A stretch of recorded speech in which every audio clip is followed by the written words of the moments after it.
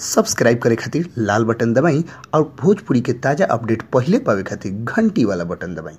छपरा जिला भोजपुरी पर लोग के बहुत बहुत स्वागत बा। जी हाँ, 4 अगस्त के सुपरस्टार खेसारी लाल यादव होली मनावे जा रहा बनन। जी हाँ, लोग 2 मिनट खातिर सोच के हैरान जरूर हो जाए कि होली के जब त्यौहार अभी है नहीं के तो खेसारी लाल यादव 4 तारीख के कैसन होली मनावतरन, कहाँ मनावतरन और काहे मनावतरन, रुआ लोग के ई चीज़ के जानकारी हम बतावे जा रहा बनी। रुआ लोग सोचत होके तो रुआ लोग दिल थाम के बैठी अंतिम तक न्यूज़ सुनी। हम बताओ तनी कि कैसे होली मना रहा बने 4 अगस्त के। रुआ लोग के बता दी कि उनकर फिल्म 4 अगस्त के रिलीज हो रहा बा, जौना फिल्म के नाम बटे हम हैं हिंदुस्तानी। बाबरी मस्जिद के नया नाम देहल बटे हम हैं हिंदुस्तानी, जौन की बहुत ही विवाद में रहल बटे। 4 तारीख के रिलीज हो रहा बा और ओमे एगो होली के भी गाना बा। जी हाँ, लोग बता दी कि होली के पहले रिलीज होके वाला रहे, ऐसे होली के गाना ओमे ऐड कइल गई रहे, लेकिन वो घड़ी फिल्म ना लगल तो समझी कि 4 तारीख के सिनेमा हॉल में होली मनी। तो जब होली मनावे खातिर खेसारी लाल यादव रंग गुलाल अबीर लेके तैयार बने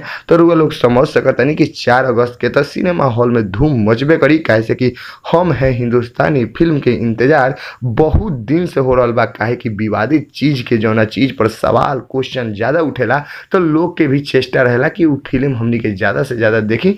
4 अगस्त के सारा लोग देखे खातिर बेचैन बटे। फिल्म हम हैं हिंदुस्तानी कितना सुपर डुपर हिट जाता टे खेसारी लाल यादव की ई फिल्म अब तक सिनेमा हॉल में लगी तो पता चली, लेकिन 4 अगस्त के खेसारी लाल यादव होली जरूर सेलिब्रेट करे जा रहा बना। रउआ लोग भी भुलाई मत, फिल्म देखे जरूर जाई उनकर फिल्म हम हैं हिंदुस्तानी, जना में खेसारी लाल यादव और काजल राघवानी के जबरदस्त एक्शन देखे के रुआ लोग के मिली। जी हाँ, भोजपुरी की ताजा खबर लोग बीच से ले आओ।